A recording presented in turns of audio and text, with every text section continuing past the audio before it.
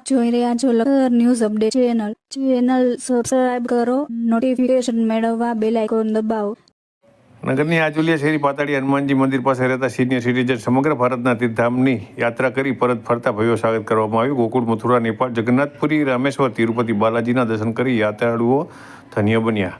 ભારત દેશ ધાર્મિક દેશ છે. ભારત દેશમાં આવેલા ચારધામ, 12 જ્યોતિર્લિંગ સહિત તિરુપતિ બાલાજી સહિતના ધાર્મિક મંદિરમાં દર્શન કરવાનું અનેરું મહત્વ છે. ભારત દેશના તમામ રાજ્યના શ્રદ્ધાળુ ભક્તજનો પોતાના શહેરથી ધાર્મિક યાત્રા શરૂ કરી ભારત દેશમાં આવેલ ચારધામ, 12 જ્યોતિર્લિંગના દર્શન કરી પોતાના વતન પરત ફરે છે. વેદવ્યાસ દ્વારા લખવામાં આવેલ ધાર્મિક ગ્રંથમાં તીર્થધામના દર્શનનું અનેરું મહત્વ બતાવવામાં આવ્યું છે. લખતર ગામની આજુલિયા શેરી પાતાળી હનુમાનજી વિસ્તારમાં રહેતા શ્રદ્ધાળુ ભક્તજનો ચારધામ સહિત સમગ્ર ભારતમાં આવેલ જુદા જુદા ધાર્મિક સ્થળમાં દર્શન કરવા ગયા હતા.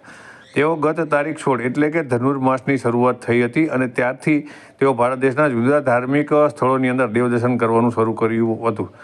શાસ્ત્રમાં ધનુર્માસમાં દેવદર્શન સાથે તીર્થધામોની અંદર સ્નાન કરવાનું પણ અનેરું મહત્ત્વ દર્શાવવામાં આવ્યું છે.